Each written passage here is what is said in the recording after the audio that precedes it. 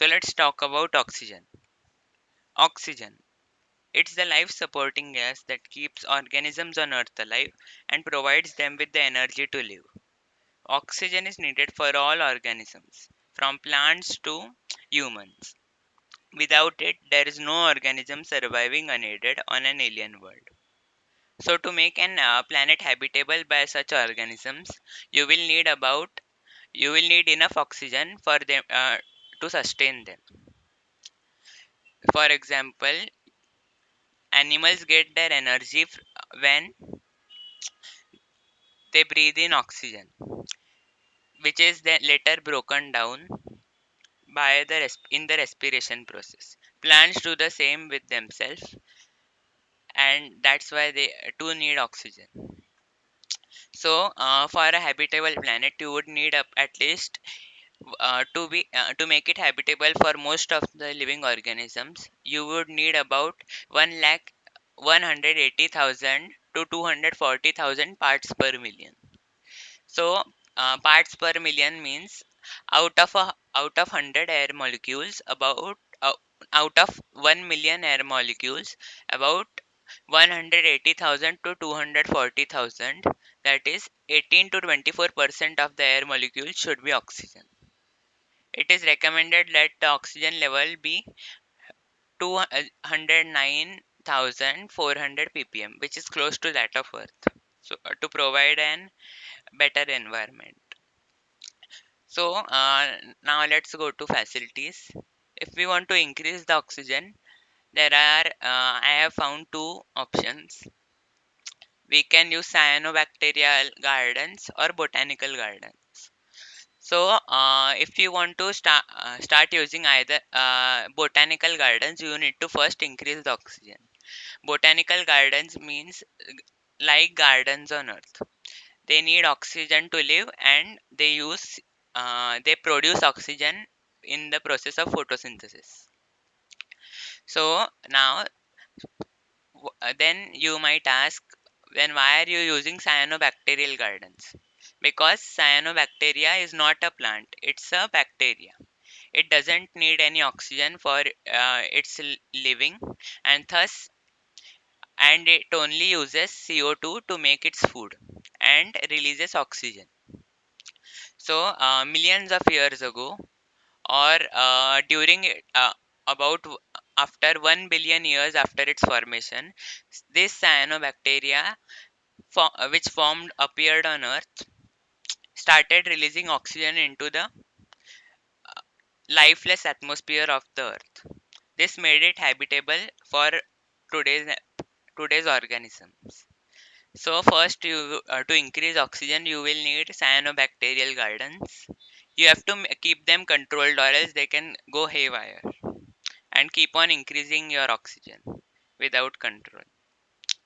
So after you have enough oxygen to sustain plant life, you can you plant botanical gardens. What these will do is, they will, just like plants, they will release oxygen in the process of photosynthesis, but they will also consume some of the oxygen for them to live. So that's about increasing oxygen. Now, how to decrease it? uh, by now you must be knowing that photosynthesis happens when the sunlight falls on leaves, and thus giving them energy to continue the process of making food by combining water carbon dioxide.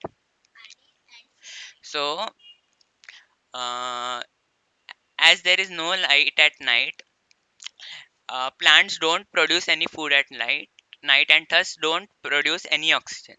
They only consume it. So, this is an effective way to reduce the oxygen of your planet. By keeping plants in continuous darkness, you can make sure that the plant only consumes oxygen but does not produce it. So this will help in reducing your oxygen. So now let's go to carbon dioxide. Carbon dioxide is equally as important as oxygen, because without it, plants cannot survive, as they make food using carbon dioxide. So carbon dioxide is currently a major issue on Earth because we are producing a lot more carbon dioxide than what was needed by the Earth. So that is why we have to reduce our carbon emissions. Like we have to avoid driving cars because anything burning releases carbon dioxide. Anything common burning releases carbon dioxide.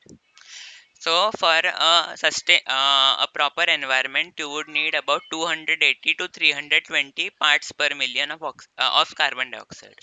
This is nothing in compared to oxygen because Earth needs only this much to sustain life. This was the amount of carbon dioxide in the air during the 1700s when there was no pollution. So it is recommended that you keep it 280 parts per million. So now how to increase carbon dioxide?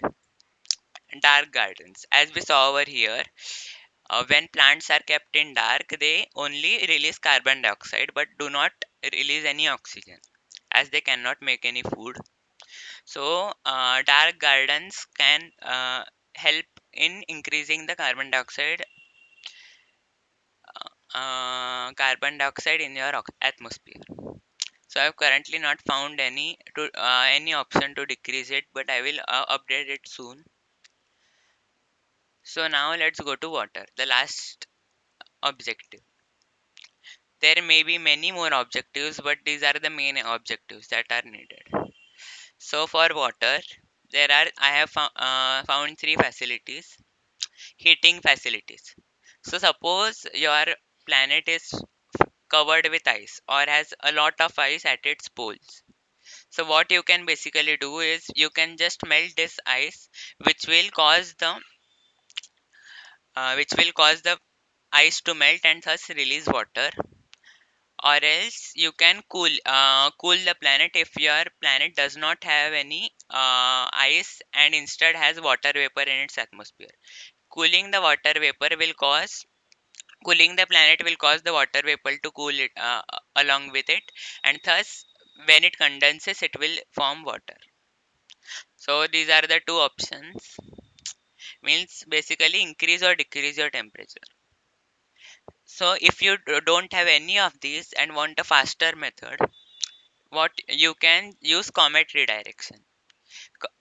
Just like how we saw above, in for pressure we now have to redirect a comet. Comets consist of water ice.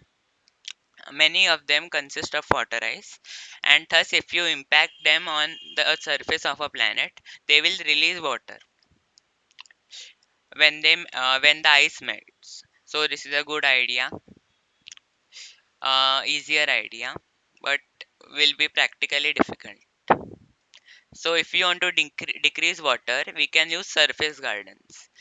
Plants use water in the process of photosynthesis, as it is how they create glucose, which is their food.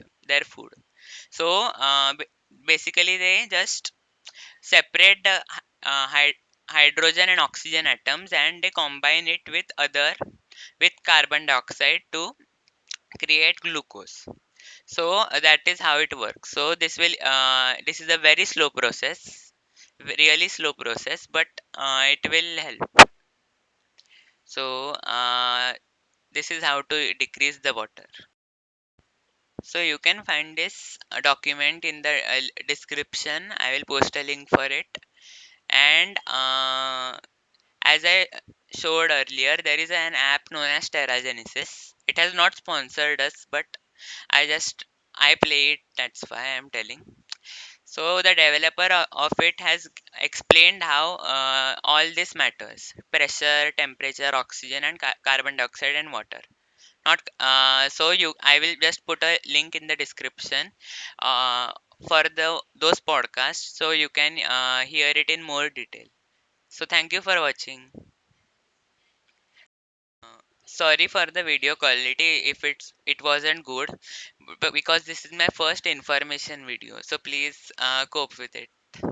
More better videos will come soon. Thank you.